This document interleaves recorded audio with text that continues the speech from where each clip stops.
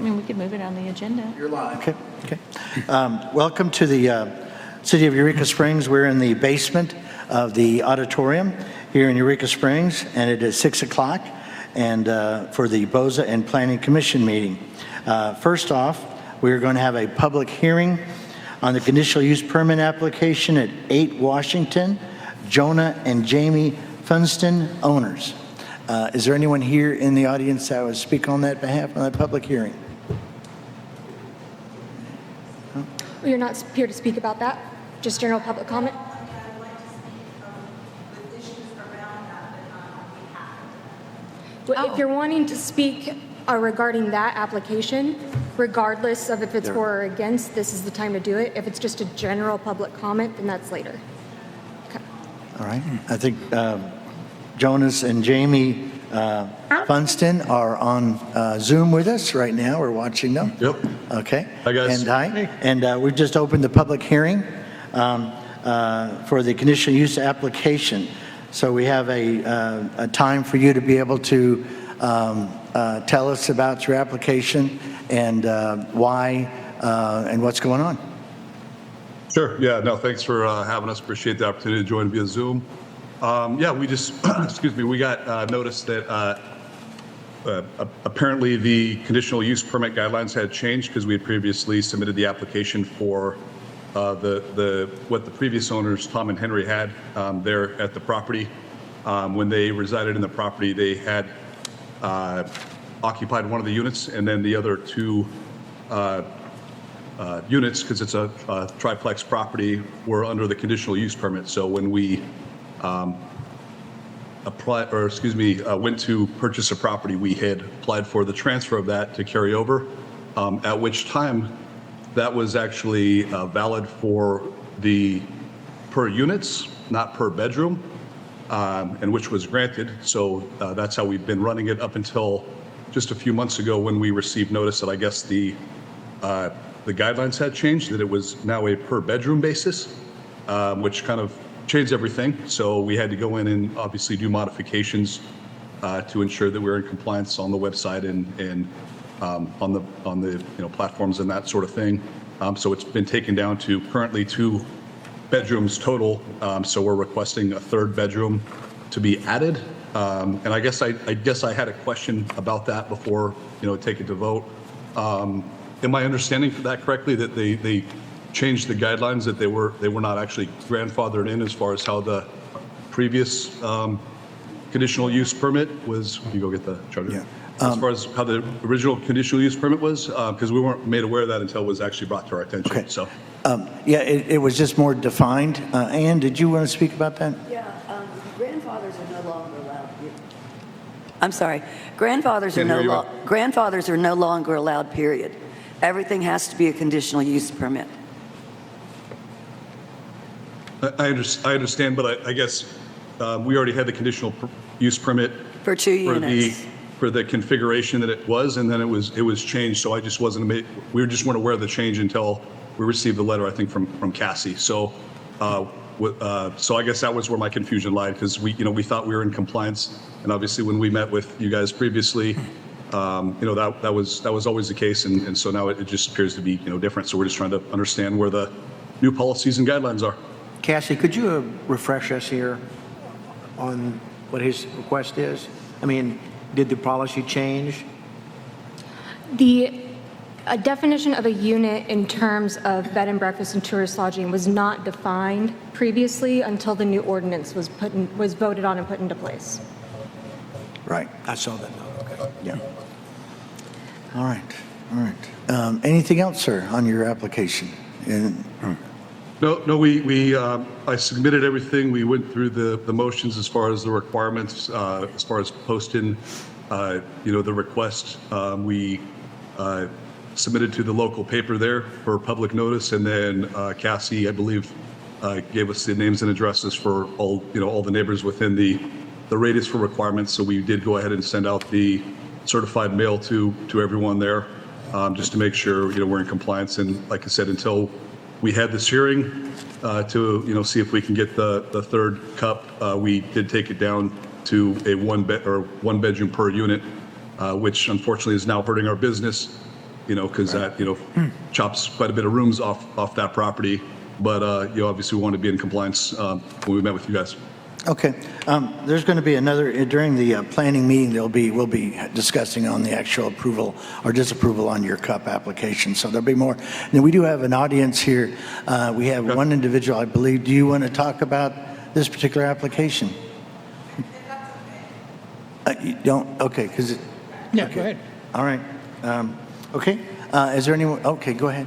Hello, my name is Lila Allison. I'm at 260 Meadowlark Lane, Eureka Springs. I'm a realtor here in Eureka. I did not represent Jonas and his wife in the purchase of the property. I represented the seller, Tom and Henry. And I just don't understand how a rule can be changed after a permit has been granted. So when they received their permit, it's my understanding that both of the two-bedroom units were included in the CUP, and the one-bedroom unit that they had was their innkeeper's quarters. So my confusion is around how you can retrofit a new rule on something that's already been approved. So we have not only investors, but of course, business owners, local people, local residents, myself included, that are purchasing properties based on what they're allowed to do with those properties. And Jonas and his wife did their due diligence to make sure that the permit would be granted for the property as it was, as they purchased it. That was approved and granted. And then with the new rule, they've been told that now you're stripping half of the money that they were counting on for the extra 2 rooms. They've invested almost $1 million into this community. And it would be very hard for business owners and other investors, other property investors like myself and my husband, who live here. I've born and raised here. I've been here my whole life. As a real estate agent, for me, when I am talking to people about purchasing these properties in town, I have to have confidence that what I'm telling them and the information that I'm giving them is correct, and that the city's not then going to turn around and change direction midstream. So I understand there are no more grandfathers allowed, but if a permit was already in place, legally, how are you able to decide that you're going to change that? Yeah, and thank you. One of the things that's why we're here as commissioners and volunteers, to try to, we can give exceptions and easements and things like that. And so that's why we're here today. And we appreciate you coming up and talking to us, because it helps us with information. So Yeah, it helps. absolutely. And then I do just have one other side note, and it doesn't pertain to this particular application. Should I wait for my zoning question and come back during public comments? Whatever. Yes, I think that would be Okay. best. Thank you. Okay, thank you. Okay. Is there anyone else that would like to talk? Or if not, I'm going to close the public hearing portion. I have a public Go comment ahead. that was I'm sorry. emailed to me. We do have one public comment. I forgot. Okay, this says 8 Washington. We do have some questions regarding increasing the number of units in the B&B. Will there be enough off-street parking for 3 units plus a manager? There are 5 spaces total. It should be required that all guests and the manager not park in the limited on-street spaces. Will there be an on-site live-in manager? That has not been the case in recent months. Is each unit only 1 bedroom as defined in recent update of the code? Will breakfast be served as required by ordinance for B&Bs? Will more transients impact the flavor of the residential neighborhood?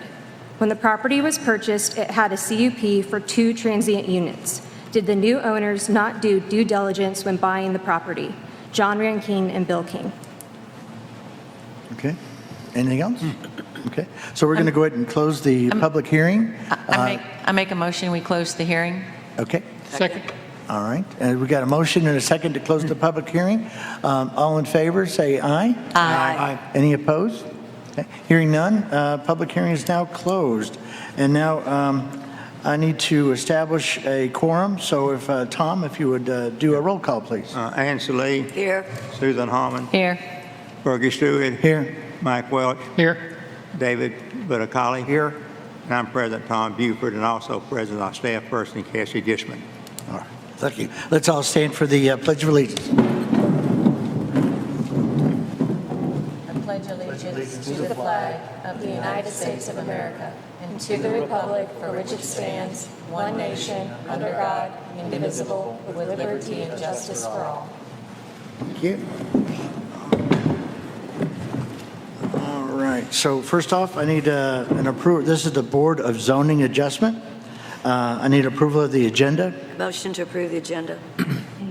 Second. Okay, we have a motion and approval of the agenda. All in favor, say aye. Aye. Any opposed? Hearing none. Okay, we have approval of agenda.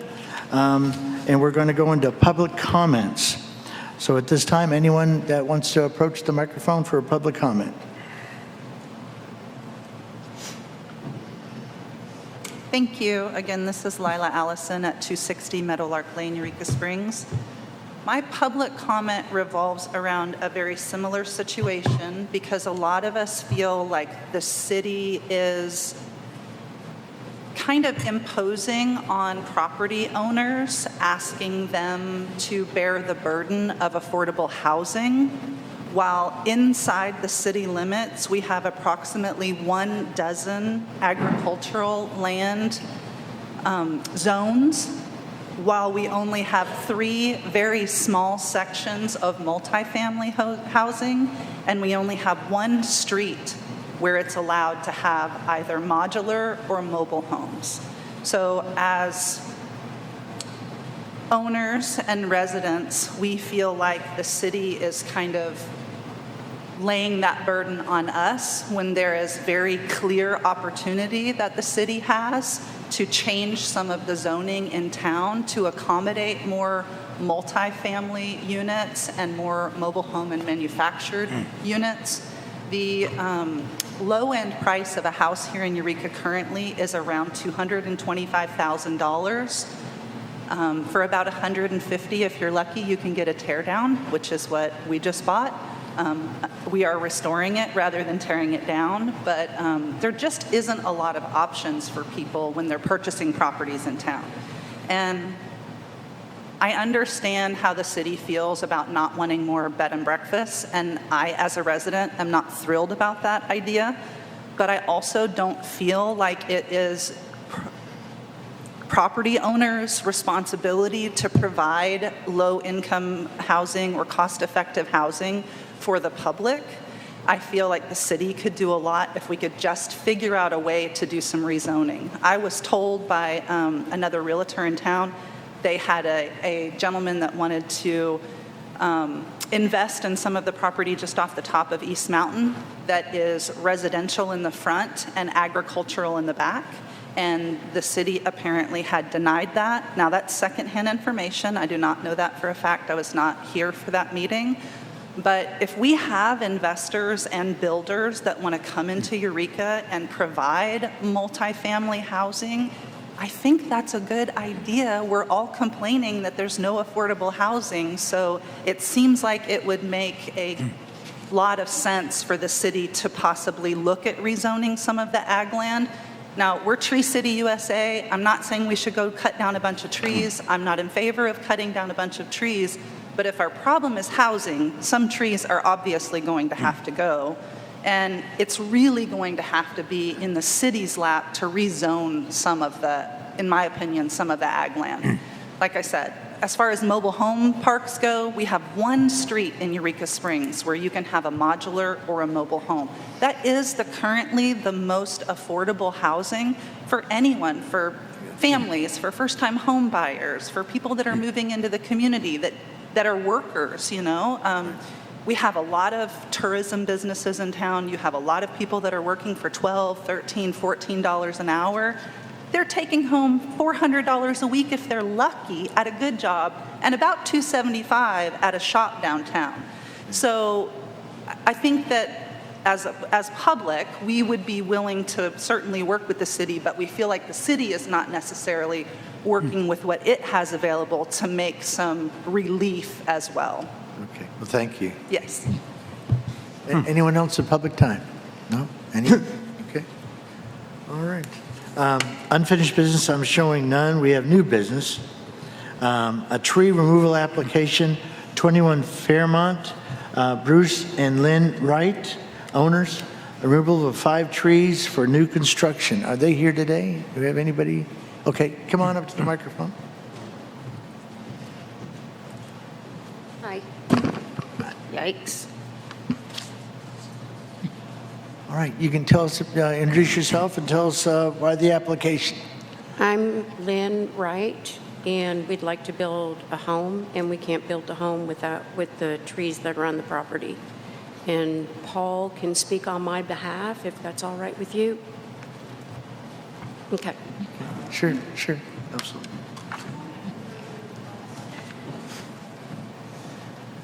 Hi, I'm Paul Sutherland, the building inspector. I think I wrote a letter to Cassie that stated the reason why the trees are going to be pretty much right in the area of their building site. Some of these trees, aren't really good trees anyway, but it basically is right there close to where the house is going to go. Okay. Any questions? Go ahead. I do have a question, and I do appreciate that the trees were marked, so that was helpful to be able to drive by there and look at those. Is it 5 trees or 6 trees? It's been a while since since I went out there, but I believe Okay, I thought there were 6 today when I there counted. may be 6. Was, Hold on, I'm sorry. There is 5 trees. One of those trees marked. It's got 3 sections to it, yes, but I thought there were still 6. I think one of those trees marked was not one that he's wanted to cut down at this Okay. time, and that was I had it marked at one time. I don't know if we've taken that off. And they really are just junk trees. They are. They're not anything. Plus, the lot's not that big. We already went out there and saw that lot a couple months ago and discussed it. So I don't want to hog the conversation, but I make a motion that we approve the tree removal application at 21 Fairmont. Owner's name, last name Wright. I second it. Okay, second. We have a motion and a second to approve the application for 21 Fairmont for the tree removal of 5 trees to allow new construction. All in favor, say aye. Aye. Any opposed? Abstain. Okay. I have 5 approvals and 1 abstain, so the motion passes. The tree cut approval is approved. Cassie, you'll have your paperwork for you here. So I don't know if you'll wait after the meeting or I can email it to you tomorrow if you don't want to stick around. whatever. There we go. Okay. All right. So I need a motion for adjournment of the BOZA meeting. Motion to adjourn. Second. Okay, we have a motion to adjourn the BOZA meeting, and it's been seconded. Any all in favor? Aye. Okay. Any opposed? No? Okay, so our BOZA meeting is now adjourned. So we will now adjourn the Planning Commission meeting. Initially, I need an approval of an agenda. Oh, yes, ma'am. Go I have 2 things. Yes. Number 1, when I was looking through the minutes that were given to us, one of them We has can- my name on it. We can address that when we get to that approval. Okay. And then the other thing that I have is if I could make a motion to add an item for discussion. Sure. I don't know if that's under new business or commission business, but it is in regards to the sign approval that was done at the last meeting in January. I just have some questions about that. Okay. Based on the email that we received from the mayor. Yeah, okay. I put that as So- number 8, if that would be okay. New business, or the commission business. Can we keep it lumped so that, because I want to have some questions for Paul. Can we Oh, keep it within Paul's Okay, so under new section? business, any objections? Can we do 3? Sure, we Number can do. 3? Sure. Okay. I think we also need to add approval of the meeting minutes for December the 18th. We didn't do it? Okay. Approval, oh, the minute meetings, yes. Yes. Okay. That was January 18th, right? December. December, I'm sorry. See it? Okay. All right. So we've had a modification. Need an approval of the modified agenda. I make a motion that we approve the modified agenda. Second. Okay, we have a motion and a second. All in favor? Aye. Any opposed? Okay, no? All right. All right. Okay, so we are down to new business, and then we have no unfinished business, and we have the number one conditional use permit application for A. Washington, Jonas, and Jamie Funston, and they're on Zoom with us again. All right, for the application for one additional unit for a bed and breakfast, and Motion to discuss? motion to discuss. Second. Okay, a motion to discuss in a second. Go ahead. Go ahead, Dan. Okay, so I've given all the commissioners a diagram on the Tower House, and been watching this for some time. Want to go over this. On the White Squirrel, the website verbiage has changed. It now states that this is a one-bedroom, two-bath B&B from the previous two-bedroom, two-bath B&B. Website states that this rental is now a long-term corporate rental. Monthly and weekly CUPs are no longer available, and this rental is still available for short-term rental on Airbnb and stays over 28 days. Airbnb platform lists this rental as a one-bedroom, two-bath B&B available for rent but allows up to 4 guests. Where do the other 2 guests sleep, and has one bedroom been removed? Parking requirements on a 2-bedroom rental are 2. Property has 5 total. Tower House Inn, website verbiage has changed, now states that this is a 1-bedroom, 2-bath B&B from the previous 3-bedroom, 2.5-bath B&B. Airbnb booking platform lists this unit as a 1-bedroom, 2.5-bath B&B, but allows up to 6 guests. Where do the other 4 guests sleep? Have bedrooms been taken out? Parking requirements on a 3-bedroom rental equal 3. Property has 5 total. The manager long-term unit, manager has to have 2 parking places for the owner-manager. You've only got 5 total. Did you remove bedrooms? Did we remove bedrooms? No. Why? How and why would we remove bedrooms? I'm sorry. Well, why you have? I guess I don't understand the question. Well, okay, so you have 1 unit that's 3 bedrooms. Correct. Okay, I'm understanding that was where Tom and Henry lived. Correct. Okay, Yep. that was never approved as short-term rentals. So when you transferred your CUP, you did not transfer those 3 bedrooms. You transferred the White Squirrel and you transferred the Tower House in. No. Yes, it was a transfer CUP. You transferred what you already had. The Tower House Inn, are you talking about the long-term rental where our on-site manager resides? Yes. Okay, the main house is what we call the Tower House and what has always been considered the Tower House. Okay, but what we approved was not the Tower House. We approved the White Squirrel and where the manager lives. So the original. No, that's not true. No, that's not true. But you just said Tom and Henry lived in the 3-bedroom. Tom and Henry lived in the main house, the Tower House. Okay. The rental is the rental. It's not the White Squirrel or the Tower House. And then the White Squirrel, so we submitted for the Tower House, which is the main house, and then the White Squirrel, which is the secondary unit on the left. The 1-bedroom, 1-bath is the long-term for the on-site manager. The original CUPs were issued for not the center unit, but the 2 on the sides. That's what Tom and Henry had. They had where their manager tenant is. That was a unit that they rented out. And then the other side, which had the 2 bedrooms. So the right side of the building and the left side of the building were the original 2 units that were approved for Tom and Henry. Tom and Henry lived in the middle section. Correct. Which was what they changed to one of their units. So they changed the use or changed the configuration, or they moved the short-term rental to the middle section and then 1 unit on the side. So they did change the use. what was originally approved. You know, when we had Bikes, Blues, and Barbecue and I came by there, those parking lots were packed with cars. One had a pickup that was somewhat out on the street, and then there were 2 motorcycles that the pickup was blocking. You are not allowed to park on the street. Your guests have to park in your parking. We don't permit our guests to park on the street. That's never been permitted. So, yeah, when they book with us, when they stay with us, the instructions are very clear as far as what's provided and where they need to be and where they're going to stay and what the occupancy status is.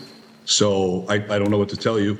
That street gets backed up no matter what, but did the guests do that? It could be, that's a Corey question, but I mean, that weekend, every single street you're going to be on is going to have cars stacked left, right, and center.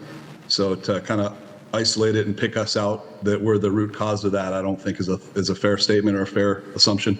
But we do provide two parking spots for each rental, and they know they're numbered, and doing. Does that make sense? Okay. Susan, go ahead. I just have, I didn't get a response, so I don't know if you guys I got just the have a audio on that. It was just a long pause. I just have a question. The additional unit that you're asking for, where is that going? Where's that? It's probably we're most likely going to put all three in the center unit, in the tower house, just because I've since listed I had the White Squirrel listed for rent as a long-term rental, as a corporate rental, until we got this resolved to get this sorted out. So there's not really a great way to mix those. So the thought is we're probably just going to have to utilize it for the middle house.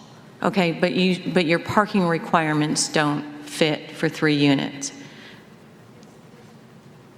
You've got 3 parking places on one side of the building, and you've got 2 on the other. You have a total of 5 parking places. Okay. So the 3 units in the middle, if we were to give you the extra unit, that would mean you'd need to have 3 parking places for that. And then, Ann, you said they need to have 2 for the owner-manager. 2 for the owner-manager. And then if they're doing another long-term rental, they'd have to have 2 for that, correct? Yes.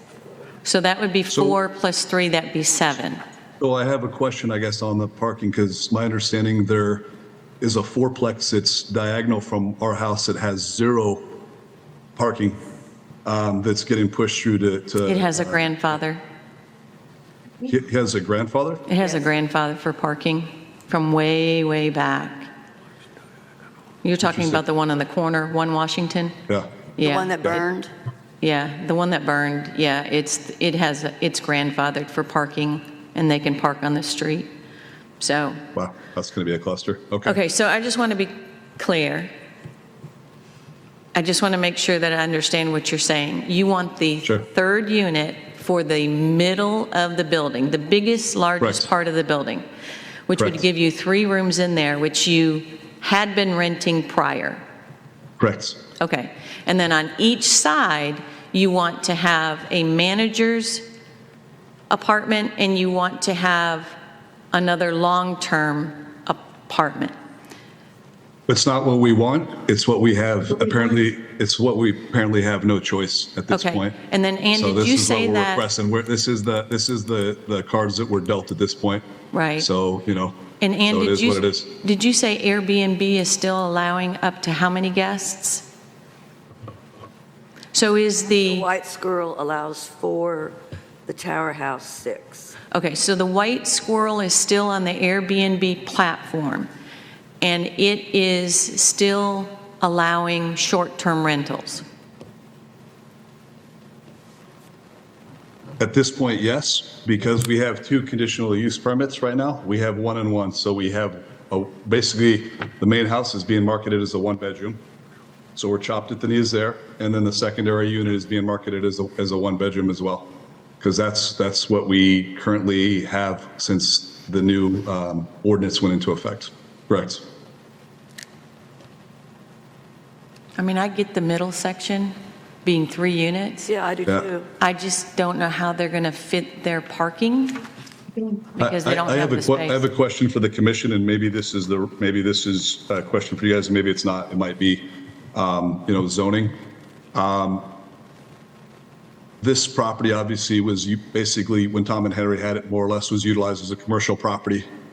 The previous property owners had utilized it also as a commercial property when it was a care facility. What is the process, or what is the likelihood of getting this property rezoned as commercial? Because it's literally highest and best use is commercial. Obviously, there's other businesses right across the street from us. We've got we've got the Intrigue Theater, we've got Harold's, we've got Emilio's. There's a lot of businesses that are kind of sprinkled in the R3 and R2 zoning.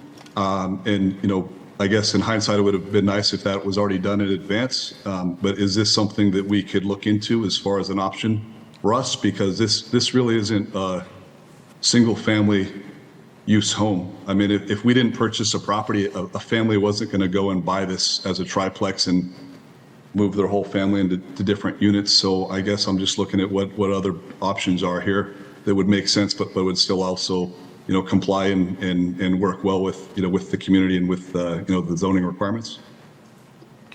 I mean, I guess you can, you could apply for that, Right. but, I mean, there's no guarantee that you'll get it. I wasn't asking for a guarantee. Right. It's just, I'm just basically talking out loud. We from the get-go, when we came to the community and fell in love with the community, and there was a lot of people, that we fell in love with the place, to be honest with you. And I don't feel like we're specifically being targeted, because I know there are people that are, also affected. But we've really gone above and beyond and tried to offer a best-in-class place within Eureka Springs. And I think it's, fair to say, I'm not trying to downplay the community at all. There's not a lot of very quality places to stay. There's a lot of places to stay. There's not a lot of quality places to stay. Both my wife and my background was in hospitality. For many years, that's actually where I met her. That's where we got married. We worked the Four Seasons and high-end resorts and that sort of thing. And then I later in life got into real estate. So kind of the two, met beautifully with this property. And we're really looking to be, an asset to the community and provide, an amazing place to stay and not be a thorn in your side and not be a thorn in the city side. And every step of the way, we've been very kind and humble and tried to, clearly play by the rules. You know what I mean? And so we're just trying to find what's a suitable option that's palatable for everybody. You know what I mean? And, not rock the boat. I know there's legislature that's coming out there. I know there's a lot of other owners that are pretty upset and already kind of engaging with, attorneys, and we've opted to not go that route. You know what I mean? Just because, we've always, excuse my language, but I've always approached things sugar over shit, as far as, how to, my parents taught me that and how to handle and treat people and go about things versus, coming in and being the troublemaker. And so we're just trying to find a way that would work and make sense, for us and also, but, work with you guys and work with the community. And we're just looking for options here and obviously, not trying to be a challenge, you know what I mean? And I think the last go around when we came in and had this, I really just tried to make a point to, besides our neighbors who we've already, befriended and that sort of thing, just to kind of get to know you guys a lot better. Because I do feel like simply because we are out of state and don't live there full time, I do feel like we're demonized and we're viewed as, these out of state investors that just don't care about the community and we're just there to make a buck. And that's like literally the farthest thing from the truth. Do we need to make a buck to run our business? Absolutely. We've got bills to pay, that we, bought one of the more expensive properties out there. So I'm just asking for options and solution. I'm trying to be solution based instead of, objection based. Yeah. So that's all I'm saying. Yeah. So today, just to, you could do exactly that scenario you spelled out, file a request for, a zoning change, spot zoning change. And not saying it would be approved, but that has been done in the past, and we've looked at things like that. So, Tom, you had a question? I think it's still going to be, the parking is going to be the factor, I think, and you look at, what you could do if you wanted to change it and still meet the parking requirements. So, Sure. I mean, we could look into that. We have, I guess I would have to do a deeper dive into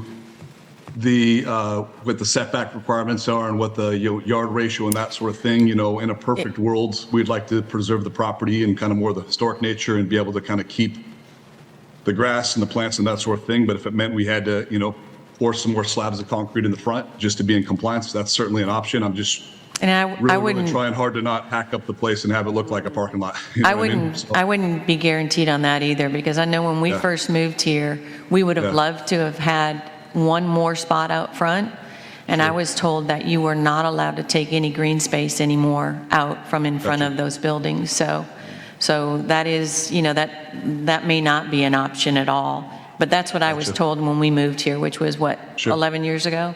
Yeah. So, Like I said, we're just trying to find options and solutions to, Right. to play within the rule books, you know what I mean? So, but while not having it be an eyesore, because I think you guys could all agree, it's a stunning property. It's a beautiful property. Oh, absolutely. We'd like to You've done some keep the charm great as much work. as possible. It looks very gorgeous. And Yeah. David, did you have something? Cassie, just refresh me here since I'm kind of new to the commission. Is it my understanding that there was a permit issued for the same thing that this applicant is requesting now? And then, but that was in that time frame before the ordinance 2364 took effect? So would we be in this situation right now, but not for ordinance 2364? I don't think the parking would change. Okay, fair enough. I'm just trying to wrap my head around what the areas of conflict are, right? So, please answer the question. We sent out, the city clerk and I sent out to all residential B&Bs when the B&B ordinance was approved. We sent out a copy of that along with a letter addressing some key issues, just so all owners would be aware of any changes that they may or may not need to make now or in the future. Okay. This application for an additional unit was submitted at that time because it did affect them. Had this ordinance not been passed, there still would have been the issue of parking, I believe. Okay. Are there public comments allowed at this point? We've already done the public comment. I'm sorry. Yeah, we've already done. I can say something? Sorry. So there's no No, additional input on not this? not right now. Okay. Sorry. Yes, go ahead. I move that we approve the conditional use permit application at 8 Washington Street submitted by Jonas and Janie Funson, the owners. The application for one additional bed and breakfast. Okay. Do we have a second? Second. Okay. Do we have a motion to approve the application for 8 Washington for the conditional use permit to add additional unit? And we've got a second, so we just need to have a vote. I think we'll do a roll call vote on this one. So Tom, can you do a roll call vote for everybody? Ansley, No. Mike Welch, Yes. Fergus Stewart, Yes. Dave. Yes. Kelly, Susan Harmon, I'm going to recuse myself. and I vote no, Tom Buford. Okay. So we got 1, 2, 3. So we only have 3 aye votes, so it does not pass. So the motion was denied due to not getting 4 votes. And just for the record, I recused myself because I did get one of their letters because I'm within that boundary. Okay. So, So that's where we're at. So you have the right to appeal to City Council on the application. So you still have that activity before City Council. And I don't know, is it next meeting they could be, or is it meeting after? I don't know how long it takes They to have get to on their file. agenda. They just have to file within a certain number of days, and I will get with you on that, Jonas. Okay, so you can file an appeal with Cassie. I'll help you with that. Sure. But also, your idea of a commercial zone is logical. I can't say what'll happen, but it is logical and it makes sense. And given, I think that could be a good, given the Intrigue Theater, given Emilio's there, all the different activities there that are currently commercial properties, that is a possibility. So I wanted to give you that as well. So I'm sorry, sir, it did not pass. So Could I have one last question Sure, before we go jump ahead. off? It's okay. Sure. Excuse my ignorance. Do the hotels and motels also have the same parking requirement as far as 2 units per manager and 2 units per bed? I don't know. I'd have to refer to Cassie. Cassie, is that something that you could point me in the right direction on, or if you have that information available? It should be in the municipal code. There is an entire table of parking requirements. Okay. I'll Bed take a and look. breakfast has its own. That's where the one parking Sure. space per unit plus 2 for owner-manager comes from. Okay. So hotel should be in that list. Okay, I'll take a look at it. And then one last question. Who should we get in contact with as far as submission to seeing if we could change the zoning to commercial? And I apologize, I didn't know we were going to. Be Cassidy. That'd be Cassie as well. That'll be me. It'd be Cassie? both of them. Okay, cool. I'll let you guys go. You have lots of other stuff to cover. Appreciate your time. And Cassie, I'll circle back with you later. Thank you. Thank you. Thank you. Okay, so finishing the new business, we've got commission business. Oh, I'm sorry, we have an item we added. What was that? Oh, we can do, I think we added it after the fence discussion, so we can go with lot discussion first. Okay, all right. So we've got a lot size discussion. And Paul, is Paul here? Yes, Paul. All right. And so we'll talk about the lot size discussion. Good evening.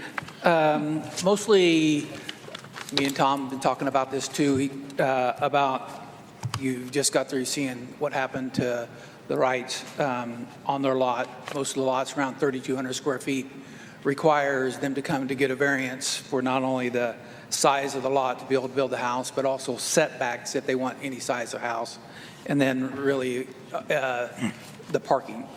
So what I'm here to do is just, I sent a letter to you, and it's just an idea. Tom also has idea of maybe reducing the lot size to 3,200 square feet, and then maybe doing the side yard setbacks at less on those 3,200 lots than 10 foot. And my idea was to just, on a 3,200 lot size, just make it automatic that you could build a house on that lot and not have to come to get a variance for that. The side yard setbacks, if you want any type of size of a house, 24 is pretty good size for a house, and that requires a variance on the setbacks too. What does 24 mean? Like a 24-foot wide house. Oh, okay, not square footage. Give you several rooms that are around 11 and a half foot wide. If you have a room that's a house 20 foot wide, which fits on that lot, then you're going to have room somewhere in the neighborhood of 9.5 feet. So all I'm doing is just giving you something to think about on these things, and maybe reducing parking from 2 to 1 car, and then allow them to park on the part of the approach that's on city property on the setback, or I guess on city property, sorry. There are also other thing when we're talking about lots that I like for you to think about was, if you remember whenever we was out over there on Fairmont, there is people that think that the setback is 10-foot aggregate, and I think we need to clarify that if you want it to be 10-foot aggregate or if you want it to be 10-foot per side yard setback. So I think that ought to be something that's clarified too. And I would just like to apologize to the commissioners. His letter was in the January packet, but I neglected to include it in this packet. So you should all have it. Okay. It's just not at the table. Thank you, Sue. I just have so this it's funny that Lila would have this huge discussion about agriculture and in ways that we can allow different people to build on our lots. So when Tom brought this up, it just started my mind thinking about all of the other things that we should be looking at. So, we've got ADUs. We've got, I had a neighbor, and I think she contacted you. She was looking at a lot, and she wanted to put in a tiny home.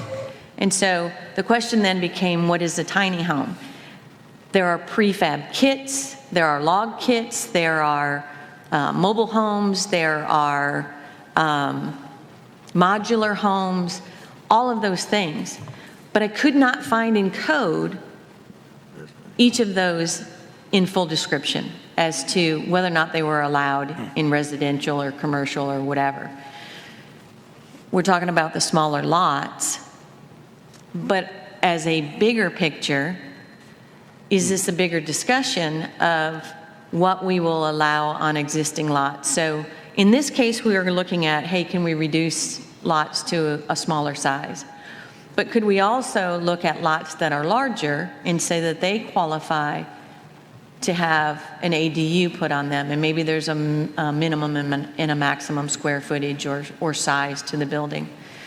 So I think it's a really big discussion. I know Lila mentioned some of the areas that are zoned agriculture right now, that, I mean, there's some big areas there. Whether or not they're owned privately and those people would ever sell that land is another story, but they are zoned as agriculture. So what could those areas be?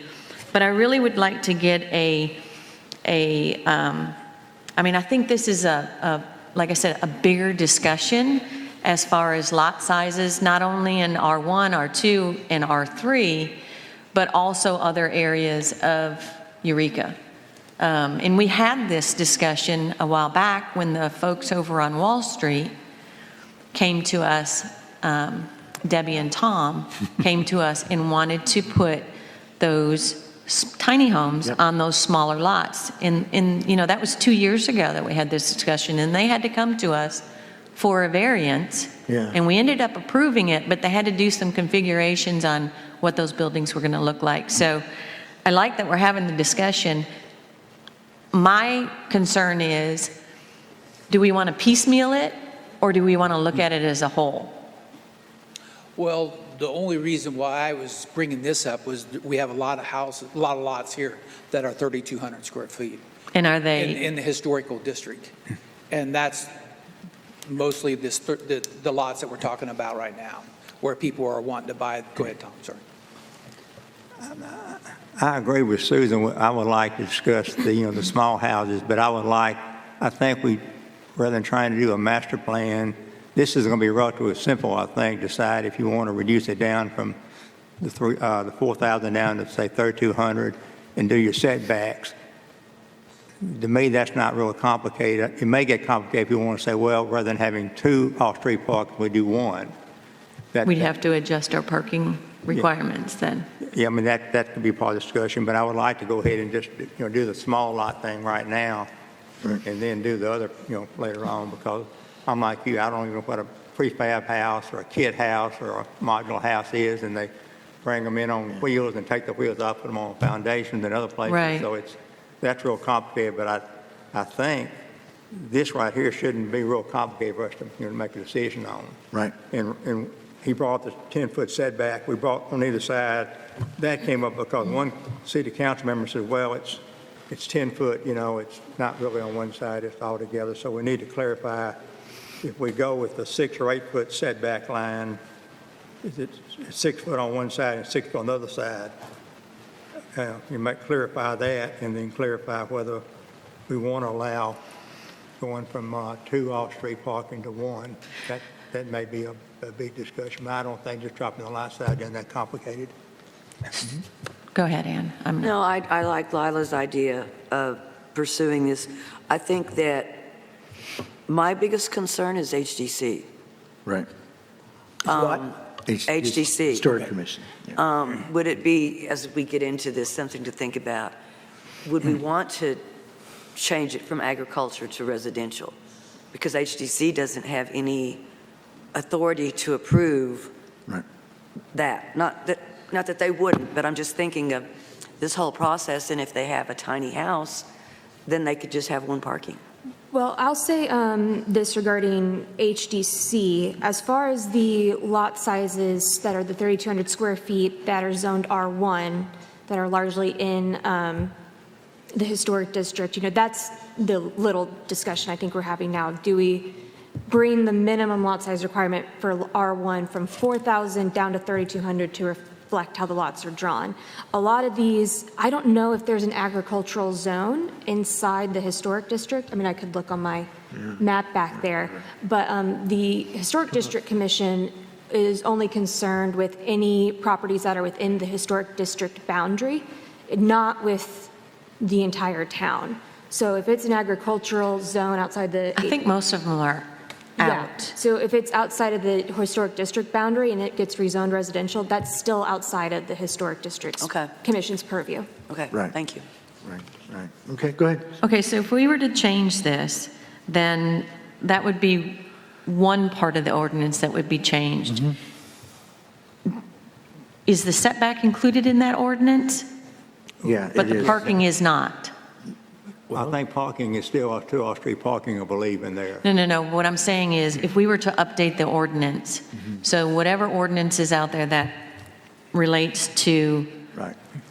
that 4,000 square foot one going down to 3,200 square feet, is the setback Is in there, described in that Yes. ordinance? Okay, Yeah. but the parking is not. It's in a different ordinance, correct?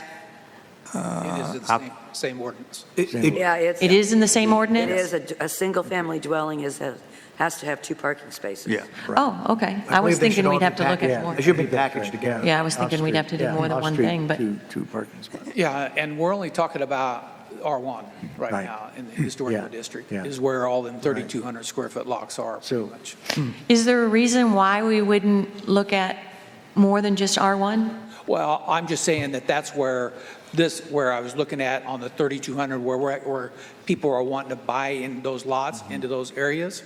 And that's where they're running into the variance issues, where Right. they have. That's to where the density is, I think. Yeah. That's where the density is right now. Yeah, Yeah. and if you, one of the things too, that if you was to say someone had a 6,000 square foot lot, and you divide it they divided it to 3,000, if you allowed 3,000, then you get 2 lots on there, to whereas if you just say, okay, if you have a lot that's, where you can't divide that up because you don't want to keep on getting denser and denser. So maybe we keep that in mind whenever we're doing this ordinance, to where we don't go below the 3,200. Yeah. But if they have a double lot, they have to keep that double lot inside that area. Oh, see, that's what I was going to ask, Yeah. is would they be able to, would they then have to come to us for a variance because they're saying, hey, I've got a huge lot and I'd like to put another house on that particular lot? And that could happen if you keep on, if you, that's the reason why I was thinking if you just say, okay, if you have a 3,200 square foot lot, you're allowed to build on that lot. Instead of saying, let's start dividing lots to Right. 3,200. Which then, that's the ADU Yeah. conversation. Yeah. Anyway, so, I think that's, I Yeah, you want to go don't ahead have and an make a issue motion with it. for R1 zoning? I'll make a motion that we, since this is just commission business and a discussion, Right. do we want to add it to the next agenda Yep. and then vote? Okay, sure. So Okay, we'll ask so we'll Cassie to just- come up with a modified R1 zoning, and then we'll review it at the So- next meeting. I think giving some thought to the parking, I do believe you should package the whole thing together. Okay. The parking, and Paul, just. Well, it not to- sounds like it's on the same Yeah, ordinance. not to make this even more complicated. Yeah. There's lot size, but does building size Right. also factor into whether you're going to modify the parking or not? Well, In your, it does, Gotcha. well, I'll give you a good example of that variance we had to create that setback on. We still probably will have some type of setback, but we might not have don't have to go as deep, and they might be able to build a little bit bigger house on there by having one parking. Right. That was the reason why. It's just something, and really, I Because think they it's going could to take. come in yeah, like this well, no, I do instead of- understand that. yeah, I'm talking more And it may about. take multiple meetings to decide on how you want this to go. Right. Okay, I have one question, too. go ahead, Mike. Speaking about building smaller houses within that lot, obviously it has to pass fire code as far as the occupancy levels, you can't, yeah. we can't regulate the size, but the fire department can regulate per square inches based on how many people are occupying it. But if you were to build 2 small or 3 small houses on those lots, that would increase the need Right. for 2 or 3 additional parking spaces. Yeah. The parking spaces are based on each structure on that lot, correct? Right, and that was part of the things I was going to ask, because now we got Paul here, but my understanding is that tiny homes in the state of Arkansas, there is no code for a, quote, tiny home. It depends on what you say is a tiny home. I know, though. that's what I mean, that's so funny, Okay. because I've yet to find 'Cause an I know- actual code. Can we get back to the question, my answer question? If you build 2 structures on that, does that carry over for each parking spot based on the structure for the code for that lot size? In other words, if you build two 800 square foot houses on a 3,200 square, you have to go to how many? Two can't- parking spaces per house? Can't remember what the phrase was, but remember we had it on our agenda last year about calculating what size home would fit on that lot? I can't remember what it's called. I don't know if you know what it's called what that ROI. is. It's not ROI, it's, Hey, something. But I mean, my point is, but the question is, supposedly if they can build two structures on that lot, does that mean they need 4 parking spaces now? I don't know the answer to that, and that's why I'm saying I wonder if this calculation would help us with that as we look at finalizing Yeah, an this is- update. Yeah, I gotta say, that's my only question. So- Well, to the extent I think that Paul and others have brought this to the attention of the commission, obviously you guys are very familiar, that tells me that it's an issue. It could be a growing issue, and if it's stunting growth, Right. new development, then we need to take a look at it and come up with a more comprehensive plan. I do believe that it requires a little bit more discussion. I want to wrap my head around about the parking component, right? Because the very last thing we do is more, we need, in my opinion, the last thing we need is more density with less parking. So in any case, I do think we should kick it down the road for more discussion. Okay, so next meeting, we'll have it on the agenda. So for next meeting, for the lot size. I'll also R1. give you some definitions of tiny homes. Okay, go ahead. Yeah, and that'd be good. So anything else on lot size? Okay. We want to discuss then the prefab module and all that at the next meeting. I mean, I think we need to talk about it anyway. Right, yeah, I think so. It's obviously coming up because. Only because I it's know I coming up. had somebody ask me. Yeah. And I couldn't find anything in code that said, I know we have the one little mobile home park that's designated Right. on the zoning map. Right. But what is, I mean, I get if you're pulling something that's, Right, Well, that is. Clayton Manufacturing, which is basically a mobile home builder, has just built a big addition in Conway to build supposedly prefab homes. Now, I don't know whether, when they go from building mobile homes to prefab homes, I don't know, modular homes, whichever definition you want, what that really means, but They ship them without wheels. yeah.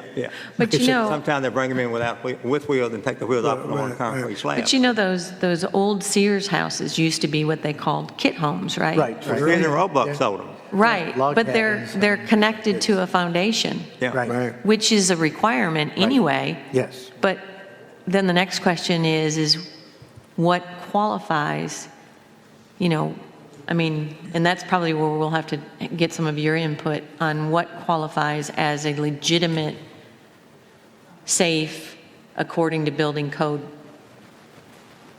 Well, I mean, if you're talking about mobile, like a mobile home or something like that, it's going to be tie downs, but if you want to know what's considered, a house is going to be a foundation, so. Right, but a lot of these tiny homes Yeah. can be secured to a foundation, and then the question is, are they built in a way that meets the safety requirements that the city has in place for a home? I believe they do. I believe you'll find that the majority of those that are brought in do meet that requirement. But I'll give you more of a definition of what that tiny home requirements are to meet that, to meet ICC. Yeah, and like I said, the only reason I ask is because I did get asked by a neighbor, and I just couldn't find anything that that's- specifically said it has to be this. I knew it had to be connected to a foundation, but she's like, can I get a kit? Can I get a, so. Yeah, and I think that I don't remember seeing anything in the codes that has a minimum square foot of a house here. Yeah, I don't think so either. So, okay. A passing comment on the affordable housing and zoning collection is that last time I checked, there's a pretty significant amount of property zoned C2C in this area, non-historic district. Right. And you can put just about everything but a creosote plan on it, including housing.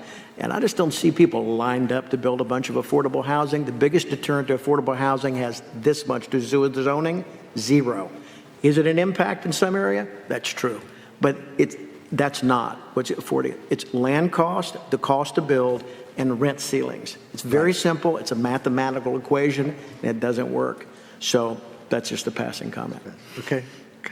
All right, if that's it, we're going to move on to item number 2, fence discussion. So the reason why I brought this up was because I have somebody who wants to build a fence, a 6-foot wood fence in their front yard. So the question is, so you start looking at the fence regulations, we do not have any fence regulations. Yeah. Now, there is some in HDC, and this is just something that I printed off of, I think it was either Bentonville or Rogers. It's just something to move forward or talk about. The biggest thing that I think that should be done is, according, to the IBC, is we don't really issue a permit unless it's taller than 7 foot. Right. So I think we need to probably look at maybe, we can have a permit at 6 foot or maybe, and then the structural engineer above 7 foot. Probably about the only thing, but really the fencing is going to be how you want it to be. I just brought something, but I think we need to talk about fences unless we're going to, Sure. how you want fences. Sure. Do you, what zone was that property It in? was a C2. Oh, it was C2.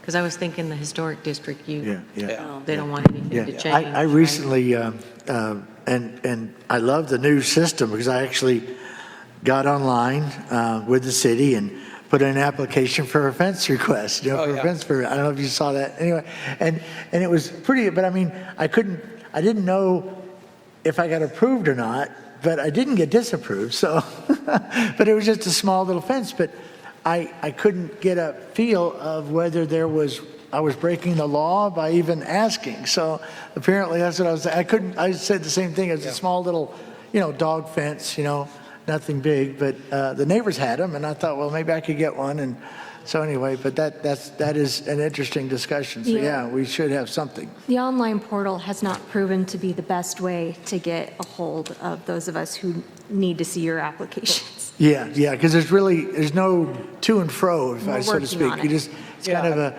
It's a you're work in putting progress. data in a blank, but I don't know if that's the right data, and it just kind of. And we may not see it. Yeah, so that's what I found out. Are you Right. saying in this particular instance, they wanted to put a fence in the front yard? In the front yard that goes to the property line, Okay. And, okay, A privacy fence, correct, Paul? privacy fence. a private, so yeah, it's not like a little picket. It's Yeah. cute. It's Right. Yeah. Yeah, and I mean, I could not find anything in our code that says you could not. Right. So that's something that we need to think about, how you want that to. Yeah. The only I fence I believe- could think of that we want to make sure that it's a good fence was that nudist colony down there. Anyway, but that was the only one. I mean, they've got a huge tall fence, and I was wondering, I was saying. And he's been wanting to look over it, but he can't. Is it I a believe, joke or is this a real thing? Really? It really is. There's a nudist colony. No, there really is. Sorry. Real thing. No. Enough. Okay. I believe HDC's rule regarding fences in the front yard is there's certain types that are allowed, mostly decorative, and they have to be, I believe it's under 4 or 4.5 feet. Okay. So no privacy fences is the rule in the historic district, for the front yard. Right, I knew that, yeah, that's what I So thought too. just, And IRC has some regulations, like whenever it comes to intersections and fences and heights and all that stuff, that you can work towards, but like this one here wasn't near any of that, so, So let me ask you a question. Was it approved? not yet. Okay. Okay. Okay, so can we add that to our agenda and Fencing.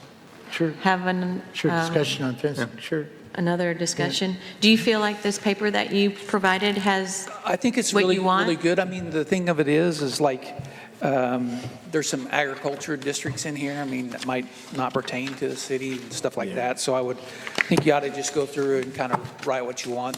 The biggest thing I thought that should be put in here is that any fence 6 foot or taller should have a permit, and any fence 7 foot and taller should have a structure. Did you put that in here? No, but Can you I can update say a that. draft to us? Yeah, I could do that. Okay. Okay, good. That'd be great. You All right. know, one thing may factor into it, we've talked about, adding sidewalks in some of these places. It's not clear where the city property line goes and where the homeowner's line is. And if you allow, fences up against the asphalt, and you ever want to put a sidewalk in, then you've got a discussion about, well, people have to move the fence to put the sidewalk in. I don't know, that's just something. And usually that sidewalk usually starts on the property line going toward the streets, and the fence usually starts on the back side of that sidewalk as a property line. So that you can't put a fence It's on this, there. but you have that setback too, right? Well, Right? You don't have to put a fence on a setback, Oh. so that's something, that if you want it, you can do that. I think, some people don't want chain link fences in the front yard, want to have more of a different type deal. That's the reason why I think this is just something to work off of, but if you don't want chain link fences in the front yard, then you need to do away Absolutely, with that. yeah. And it would, it would look nasty in a nice little community. So, yeah, I agree. Got to keep our neighborhoods clean up. And Cassie probably has some ideas from HDC too. Okay. We know what their requirements are. Good deal. Probably totally different than what we're talking about. I have their requirements. I don't know if I have ideas. Anything else on fencing? Okay, no, okay. We're going to go to Ann for tourist lodging Can we review. do the sign thing with Sorry, go. Paul while he's here? The one we added for Oh, signs? I'm sorry. That's okay. Yes, for sign, okay, for the, yes, the sign approval, that was 2 months ago? was- Yeah, so we're going to talk about the sign over there by Passion Play in 62, I think it was. the If you east- guys approve, east- and I apologize for not being here last No, month. I read the mayor's note in depth, and so I understand, and I was there, but yeah, I could tell you what happened, because I know you weren't here. Right, so I know that you all approved it, Yeah, and well, we approved the appeal, yeah. and my understanding is that there was some frustration based on that approval. Yes. So, Paul, my questions really were, The Eastgate. as a planning commission, and I'm sticking up for planning right now, but as a planning commission, we don't always necessarily know all of the RDOT guidelines and what's required. So in an effort just to figure out if there's things that we can do to make sure that this doesn't happen again, that's all this discussion is for. It's not to blame anybody. It's not to say, you didn't do this or we didn't do this or whatever. My question really is that I know that in many instances, we have billboards that are on the sides of the streets that are considered grandfathered. If they're torn down, then they would have to go and apply for a new sign permit. Am I right so far? Correct. Okay, so then going through the ordinances and reading that information, there's a lot of stuff that's not real clear. So for somebody that just gets on planning, I know, Mike, you've said it so many times, I'm new to this, I don't know exactly all of the ins and outs. How can we make those things clear? And is it as simple as an application that says that you could be subject to RDOT requirements, and that can be for signs, that can be for sidewalks, that can be for building if you're purchasing something that's on Highway 62 or even 23. So there are several more things other than just signs that could require an RDOT approval. Am I correct on that? Correct. Okay, so when we get those appeals, which it sounds like because we've had 2 in the last, I think, year, Yeah, that we one did, and we did. that other one, the Yeah, Promised Land 2, thing. yeah. Is there a way, does your application say that clearly? So let's just talk about appealing a stop work order, okay? And we'll talk about signage too, but let's not talk about that sign, okay? Right, that's what I'm trying to And there's say. reasons why I can't talk about that sign. Yeah. I understand. Okay, so like a stop work order, like say for instance, according to, and I really wasn't prepared for this, but I haven't really looked at your zoning regulations on appealing a stop work order, but let's just go to IBC. And IBC, the requirements for a Board of Appeals to overturn a stop work order, there's 3 reasons. They have to either find that the building inspector overstepped his bounds and ruled something way beyond what the code requires.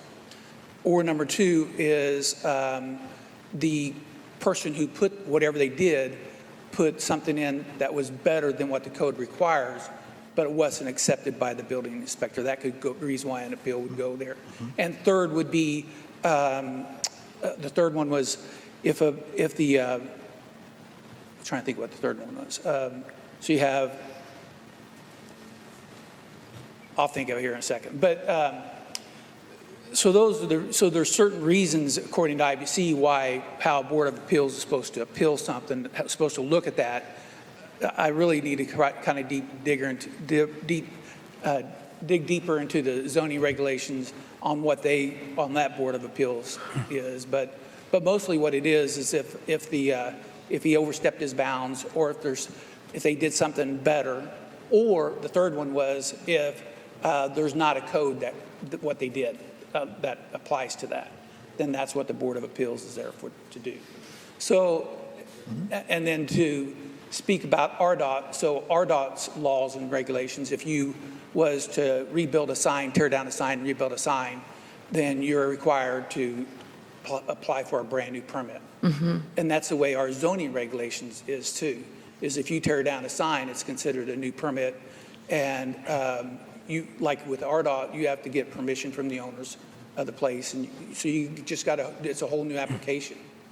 Ours is the same way. You got to, it's like it's a whole new application. So who makes that determination? So, who makes the determination from the beginning of that discussion of, hey, I want to put a sidewalk in, or hey, I want to build a house, and we're going to use Highway 62 as an example. Who makes the determination, or who conveys that information to the property owner of what the requirements are through, say, an RDOT or? well, so I would say that it starts with your local building, building official is they go there and apply for a permit. If he is not the one who does it, it goes to RDOT. They go to RDOT to get that, find out those requirements. It's just like whenever you build a house, you can't just go out and build a house wherever you want it. And then the next question I have is, when I was going through the planning, the ordinances, say, for example, somebody puts the sidewalk in and they don't use the right materials, or they make it too narrow. It's not to code, but they've already laid it down. Does the city I couldn't find anything in the city ordinances that said that the city then could fine that individual, or they could give them notice within 30 days that it has not been properly done. They have not gone through the proper channels, and they have, say, I'm going to just throw this out there, they have 30 days to fix it, or it will be removed. So I think, first of all, it has to be on, let's talk about if it's a city sidewalk, if it's on the city property, or if it's on their own property. If it's on their own property, we don't do anything. They can do whatever they want. If it's on city property, then they're required to go get a permit. I need to look probably to make sure that the city does require a permit, but for a city sidewalk, because if they don't, we need to look at that. Just mostly so you have the right specs and all that stuff. Really, honestly, this discussion is just that. I know there was aggravation in the email that we received. I mean, you could feel it from what was written. And, if there's anything that we can do or that you can do to help someone understand what the requirements are, and then also to make sure that we have a clear understanding of what the requirements are. Yeah, and I think there's multiple factors took play there. Cassie knew I was coming, and I was there, at that meeting, but I sat in the back because that person sat up front, and I didn't feel they'd be comfortable with me sitting right next to him, and I don't think anybody knew I was there. So the vote took place without really knowing probably, me coming up and presenting the city's case. So it happened. I mean, it's like everything. You make a motion, you approve it, you just go on to the next deal.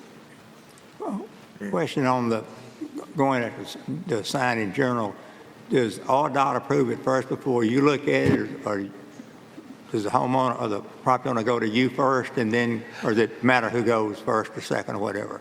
Well, I believe that if it's on the Kansas highway, RDOT has to approve it first. So does So they it, would normally come with RDOT approval, and then Correct. they would then look at our code, and you would look at our code to see if it met our code. Correct. They have to get a permit from both people. but that's not in your application currently, that it states that you Yeah. have to see that first. Yeah, and right now, we do not allow any offsite premises signs. I mean, Say that again? it's in the zoning regulations Yeah. that no off-site premise signs are allowed. Right. No new off-site premise signs are allowed in our zoning regulations. So that would mean if we had one that was grandfathered and it rotted away, then they cannot put a new sign up. Well, that's That's the way it reads. really the way it reads. But it doesn't really read that way. Yeah. Or it reads that way if you know what Yeah. if you know what the original intent was. Okay. Either does I'm or it just- it either does or it doesn't. Right. So if I was, as a building inspector, if someone kept the post or something and attached stuff to that post, I consider that still the same sign. But if they go in and put it, like, we can talk about 23 and 62, with that sign there, they move it 20 feet, I don't really consider that putting it in the same place, using the same poles. So that was pretty much a new sign. So does RDOT regulations supersede the city of Eureka? I would think so. Yes. And so and then secondly, is the authoritative figure for issuing those permits for the city of Eureka, which is you, are you allowed to then also issue that approval subject to what you know about RDOT rules? We would make sure that RDOT approved it. Okay. Of course, we wouldn't approve anyway because they got to come through here because they got to get a variance because we do not allow new. Now, you can put a billboard on your own property to advertise for your own site. And I believe that's new construction, so they would have to come here. It's going to be commercial, so. Okay, so I would like to leave it on our agenda Okay. because I need to look at a couple more things because, like I said, It's going to continue. I think it's I going to wasn't continue here. to come up. so I can't speak for everybody that was here, but I'd like to correct things if there's something that can be corrected so it doesn't happen again. You know, I mean, Yeah. 'cause everything's kind of a learning process. And unfortunately, the commissions change and we might have, there might be 4 new people that sit here and something that we've heard 2 years ago, we're all like, oh yeah, you can't do, we already know you can't do that. We've been through that discussion, but somebody new wouldn't know that. And if the ordinances aren't clear, or if we don't have a true understanding of exactly what the process is or the requirements are, then, we might get ourselves in trouble again. Or we might make a decision that, just causes the aggravation that came through on this email. Yeah. So, And part of the reason too is I take a class on Tuesday night for my electrical class for being a building inspector. So it's kind of complicates a little bit to where I can't come and be with you as often. Right. And so you don't recognize me. And so I can very easily, like presented to you what I felt like the Board of Appeals on overruling the stop work order's responsibility is. but And- you know so much more No, than not what really. we do. That's No, the- I'm a contractor, not a building No, inspector. no, I know, but you know Yeah. other rules Yeah. and regulations that, we don't. And again, I'm not putting the blame on anybody. I'm just saying that how can we make the process Yeah. better when we know we've come across this a couple times? Yeah. And we work together. I work good with Cassie, so. I agree, but signs definitely are an issue in the area. My American Legion post, which is outside the city limits, we actually sell billboards. We have billboard signs on our property, and they are scooped up so fast. We built 2, and within the same week they went up. They were already rented. I mean, that's the appetite out there. So I'm sure that someone's Yeah. going to try and put up signs, and we ought to be ready for it because it's going to happen.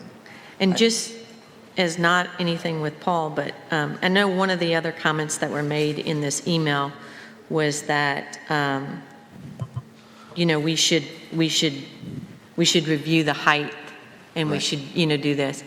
And I think we've heard that before, but we've never been able to, we've seen it in an email, but we've never been able to have a discussion face-to-face as to exactly what we're talking about. Right. So that we understand. So, Yeah, exactly. And there's issue also on digital billboards. Apparently, they're banned, but I haven't found that So if in the ordinance, so. if this is an issue that matters, then, I'd be happy. We tried a couple times, I think last year, to set up a workshop for that specific topic, but we never got participation. Right. So I would say that, maybe on what we discussed and maybe on what has been conveyed to us from the mayor as to what he'd maybe like to see, that we just have a workshop on it. And if we can get those individuals here that have that input, then we can really understand exactly what we're talking about. Right. Because I just don't think it's clear. So let me ask you this. So you mentioned a few times the email from the mayor. Yes? Did the email come directly to you as chairman, or? No. Because I'm not familiar with it. Yeah. Here, I- and see if your email's on. Yeah. Is your Did I see this? address on there? Yeah, it should have been. Maybe it didn't come to you. I got it. I know I got it. I didn't get it. I didn't Okay, get it can you either. forward that to? I think Yeah, it was just. okay. sent Well, we'll you have to in forward it to February. everybody. Oh, then. I okay. didn't- Yeah, we'll forward to everybody. I so they didn't can get it see either. it, but- I'd like to see it. And you ought to think about a couple of them, that electronic billboards too, because there is people that's interested in that. They are. I know. As I was saying, that's why I brought it up, because it definitely is a, yeah, and not knowing the RDOT rules, I don't know what they allow and I keep hearing that, they don't want them, but not wanting them and being an ordinance is two different things, So so. I'm sorry to keep you long. No, you're but fine. Okay, I just thank you, wanted to, see if there's, Well, and I think in the context of that, I think the signage is a big issue. And I think we should also include in that, not just the replacement of signs, but the maintenance of existing signs. Exactly. We have a lot of really Quite bad frankly, signs out there. I understand the position here, and I'd love to see the mayor's email, and I will absolutely take a close look at any decision that I made on that. But I would also say we should spend equal amount of time, if not more, policing some of the signs that are under par, and they may not all be owned by people that we just think we need to be challenging, but I can tell you that's a significantly bigger issue Yes. than Yeah. replacing an old sign with a new sign. I've seen banners that have been up forever. Yeah. So, Yep. do you want Okay. this one? I do. Okay, there you go. Thank you. Thank you, Paul. Thanks. All right, And then let's you send see it to here. Mike and- Tourist lodging review, Ann? I met with Cassie, and we're moving forward. We're looking at certificate of occupancies and the CAPC taxes. I know of no complaints on any tourist lodgings that we have. I think my biggest concern is fire extinguishers, smoke Yes, detectors. Some of these are grandfathered. I'm sure at one point they had to have a certificate of occupancy, but we have to have one Yeah. on file. And that's, that's all on Paul. So we will just take our time and move forward with this. And this is just for properties that are in R1, R2, and R3, Correct, not anything in commercial. nothing in commercial. Okay. No, Okay. All right. Is that it? that's it. All right. And the area development workshop discussion, we had a really good planning workshop today, and we're going to have another one. And Cassie's got some things she's going to do for us for the next one. And we need to approve the meeting minutes of December 10th. Is that correct? Yeah, December 10th and January 14th. And also December 18th, but we have to approve them separately Oh, right. each other. That's right. That's my next thing. So first, starting on, I'd like to get a motion to approve the minutes for December 10th. So moved. Second. All right. We have a motion to approve the minutes for December 10th and seconded. All in favor? Aye. Aye. Any opposed? Okay, it passes. All right. And the next one is going to be for January, let's see. Did you Yeah, say January December 14th. Right? Is it? Oh, I'm sorry, December December 18th, sorry. December 18th. Motion to approve the minutes of December 18th. Second. Okay, and all approve? Say Aye. Any opposed? No? Okay, it passes. All right, next. Make a motion to approve the minutes. Sorry, not to interrupt. On January 15th, someone should, in their motion, note that we need to amend the minutes, that in two places at the beginning for call the meeting and at Pledge of Allegiance, it says Chair Harmon, but Susan was not here, so it needs to Fergie be sat in on amended to that one. Fergie. Okay, that was me, Stuart. Make a motion to amend the meeting minutes to reflect the correct chair. Do we have a second? Second. Okay, we have a motion and a second to approve the amended meeting minutes for January 15th. All in favor? Aye. All right, And I any- abstain because I okay, wasn't here. Yeah, you weren't here. Okay, so January 14th or 15th? Mine. January 15th is what I've got on my Okay, pad. mine says 14th. Yeah, mine says 14. Oh, I'm sorry. Well, I'll scratch this and put 14. 14, okay. I don't remember what day that was. Okay. Is that it for all the minute meetings? Okay. It was the 14th. Yeah. 14, okay. All right. All right, we have meeting dates and times for 2025. Cassie? Yes, you should all have a copy of this. It's pretty straightforward. There was only one issue when I looked towards the rest of the year, and that is November 11th is Veterans Day. Ooh, yeah. City offices will be closed, so I did not know if there's another potential date in November you all would prefer to meet. The 25th is the same week as Thanksgiving. And I can also, I mean, We we don't can, have to have a meeting. we can choose to still have it on the 11th. I could also put together a list, because we have months, put together a list from the mayor's assistant on what dates are free. This room is free, so we can all look at that and then decide at the next meeting. Okay. Okay, let's do that. Okay, let's see what's available for the November timeframe. Okay, all right. We've got the meeting schedule. Everyone looked over the meeting schedule, good? Everybody likes the meeting schedule? Sure. Okay, so we're still meeting once a month on Tuesday, second Tuesday of the month? Okay, all right. And next one we're going to have is agenda setting for the next meeting. So anybody on agendas, anybody wants things on the agenda? Yes? So we have lot size discussion. We've got the fence discussion. Yep. We've got the area development workshop, which is going to be a discussion based on our workshop prior to the meeting. Right. And then I had just talked about adding a sign, keeping up with the sign discussion. Right. I don't have anything else other than that. Anyone? Nope. Okay, that'll do it. All right. So that'll be our agenda setting. Commissioner comments. So we'll start at Susan. Okay, so I have one thing. This was something that I looked up today. So you guys are familiar with Strong Towns, right? Yep. So they had which kind of goes to Tom's thing about lot size. They had an article in their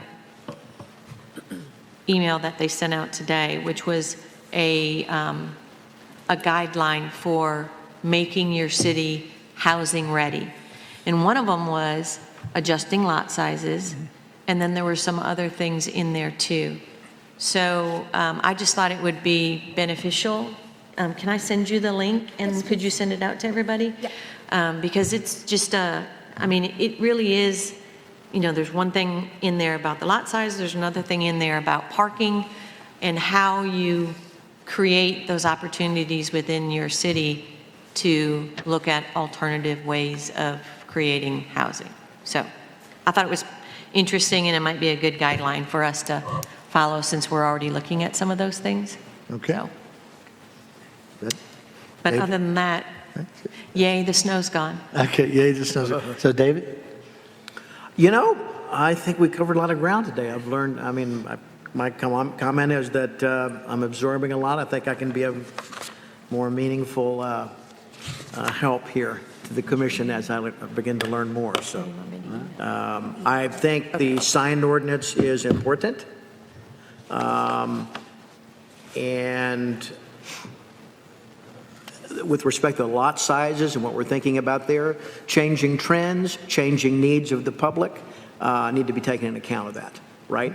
And our job is balancing the needs of the city in terms of bringing new people, improving property, encouraging investment. We're trying to protect the integrity of what we've got. So we're walking a fine line a lot of times, but sometimes compromises have to be made, so long as it's for the overall good. So I'm looking forward to the discussion on the lot sizes and the signage. Okay.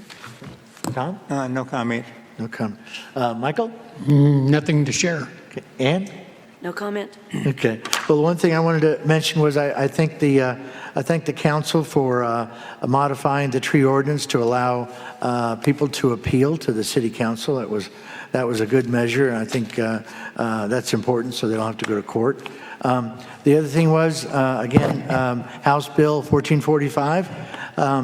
If you know your congressman, or if you don't know your congressman, let me know. I will get you the number and contact email for Brian King or Harlan Breaux on that amendment that will drastically increase issues in our residential community by allowing short-term rentals regardless of what the city wants to do.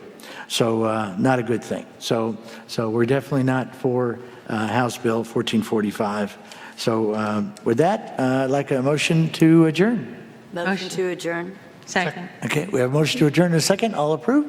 Aye. Okay, we are adjourned. Thank you very much for coming.